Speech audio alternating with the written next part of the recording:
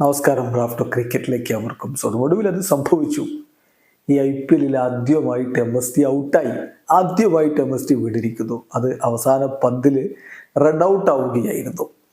ഏതായാലും ഇന്ന് ഇത്തിരി നേരത്തെ അദ്ദേഹം വന്നു. നേരത്തെ എന്ന് പറഞ്ഞാൽ ഒരുപാട് നേരത്തെ എന്നല്ല, അവസാന ഓവറിൽ വരുന്നതിന് പകരം അതിന് തൊട്ട് മുമ്പുള്ള ഓവറുകളിലായിട്ട് അദ്ദേഹം എത്തുകയുണ്ടായി.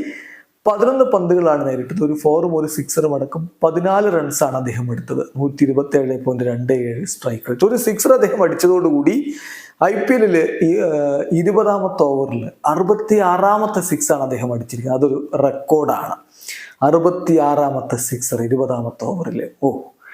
MSD എന്ന ഫിനിഷറുടെ മികവ് കാണിക്കുന്ന ഒരു കണക്ക് തന്നെയാണത്. പിന്നെ ഈ സീസണിൽ ആദ്യമായിട്ടാണ് അദ്ദേഹം ഔട്ടാകുന്നത്.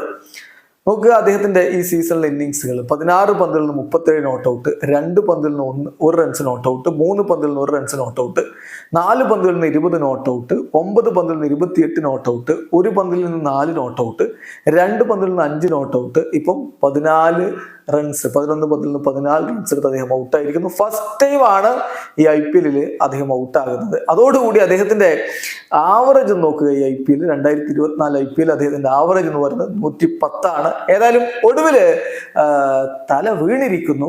ഇന്ന് CSK വീഴുമോ? ഈ റൺസ് മതിയാവുമോ എന്നുള്ളതൊരു വലിയ ചോദ്യമാണ്. ഹെവി ഡ്യൂ ഉള്ള കണ്ടീഷനിൽ ബൗൾ ചെയ്ത് പിടിക്കുക എന്നുള്ളത് ബുദ്ധിമുട്ടേറിയ കാര്യം തന്നെയാണ്.